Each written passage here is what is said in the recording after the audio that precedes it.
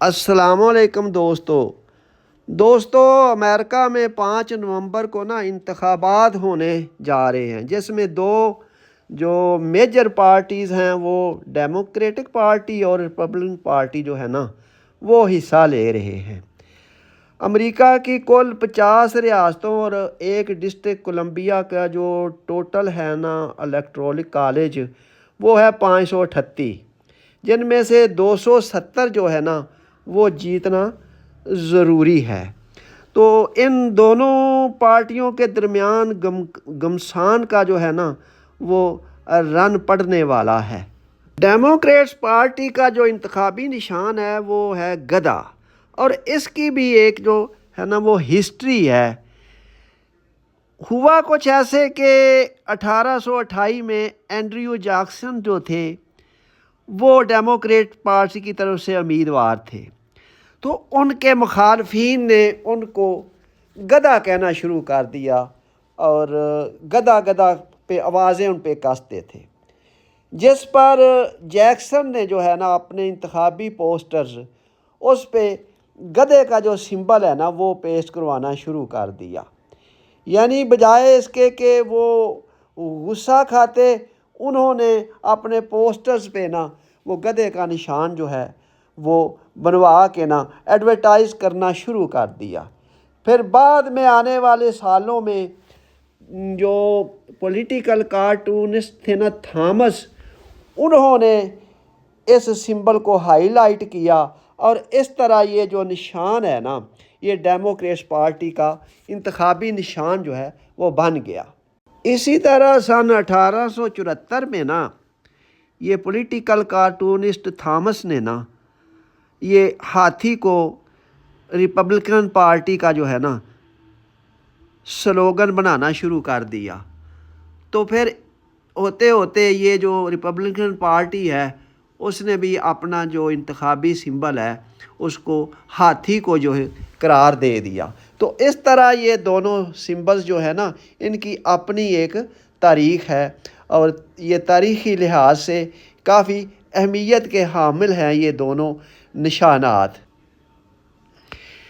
ابتدا میں Democrat party کی طرف سے بائیڈن اور ریپبلک کی طرف سے ڈونلڈ ٹرمپ امیدوار تھے، لیکن جون میں ان کے درمیان جو مباحثہ ہوا اس میں بائیڈن وہ کارکردگی نہ دکھا سکے جس کی پارٹی کو ان سے توقع تھی، جس پر ڈیموکریٹ پارٹی نے ان کو صدارت کے امیدوار سے وڈرا کر کے کملا ہیرس کو اپنا امیدوار جو ہے وہ نامزد کر دیا۔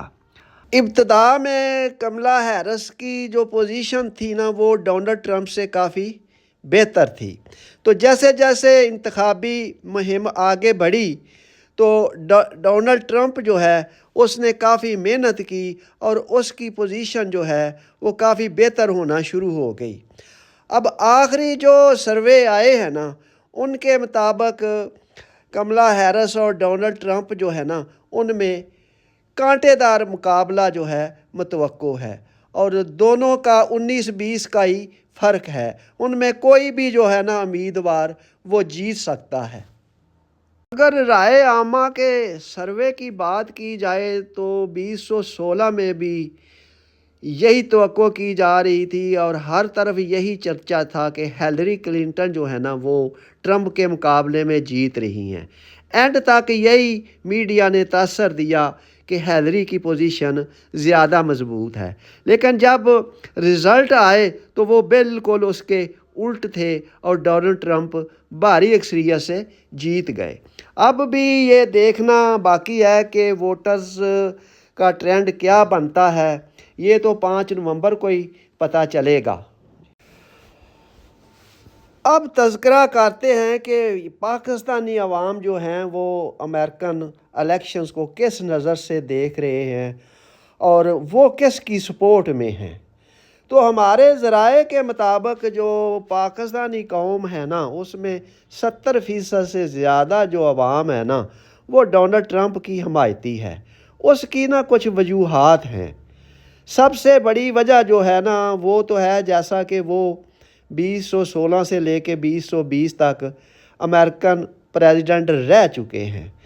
اس دوران انہوں نے بڑے بڑے کام کیے ہیں، یعنی سب سے بڑا کام تو ان کا یہ ہے کہ انہوں نے اپنے زمانے میں کسی بھی ملک میں کسی قسم کی کوئی جنگ نہیں چھیڑی۔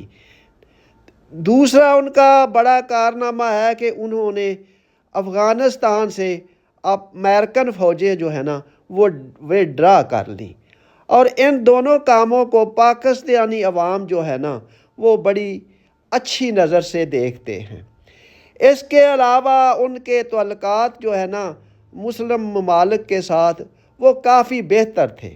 سعودی عرب کے ساتھ تو ان کے تعلقات بہت ہی آئیڈیل تھے، اور باقی مسلمان ملکوں کو بھی وہ اچھی نظر سے وہ دیکھتے تھے۔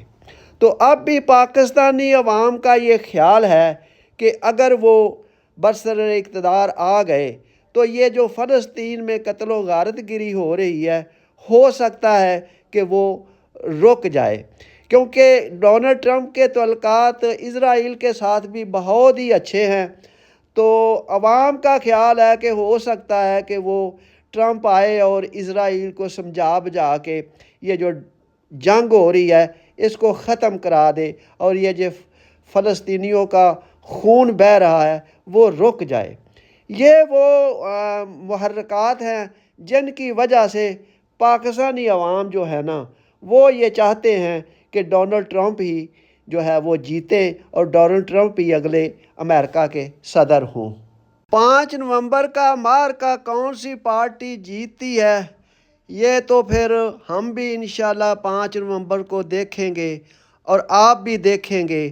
اللہ تعالی ہم سب کو جزائے خیر دے اور اپنے حفظ و ایمان میں رکھے۔ آمین ثم آمین۔